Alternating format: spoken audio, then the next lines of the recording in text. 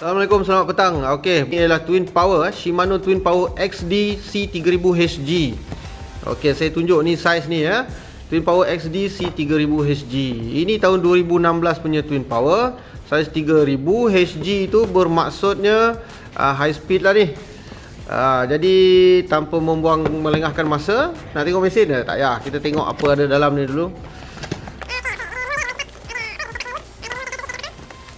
Ni anda semua tahu apa benda ni. Ini washer tambahan untuk spool. Okey, yang ni macam ni spanner ni untuk buka dia punya handle, dia punya knob.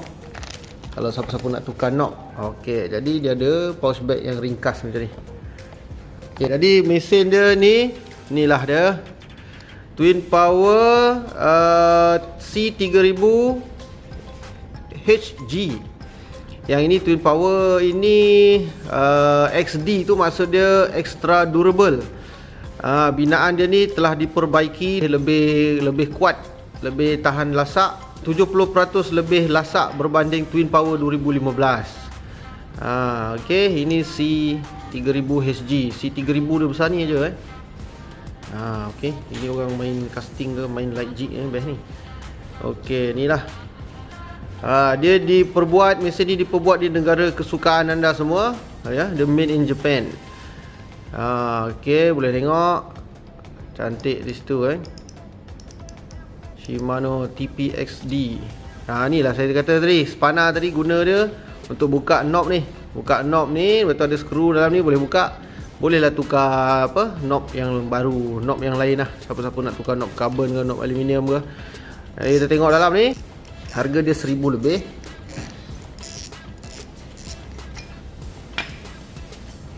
Dia punya sistem drag dia macam ni. Lepas tu mesin ni dia punya tahap kalis air dia lebih tinggi berbanding Twin Power yang sebelum ni. Bukan saja lasak tapi lebih kalis air lagi. Dia kata body dia ni keseluruhan ni dia ada X Protect tu, teknologi yang dibina oleh Shimano dia untuk melindungi segala komponen lah.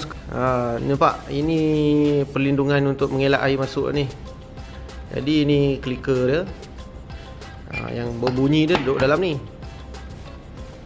Ni spring dia. Okey. Okey. Dia punya gasket dia sini. Dia punya seal dia. Water seal dia. Oil seal, water seal. Okay, dia punya washer dia tebal luas juga, besar washer drag dia. Drag dia menggunakan drag carbon lah.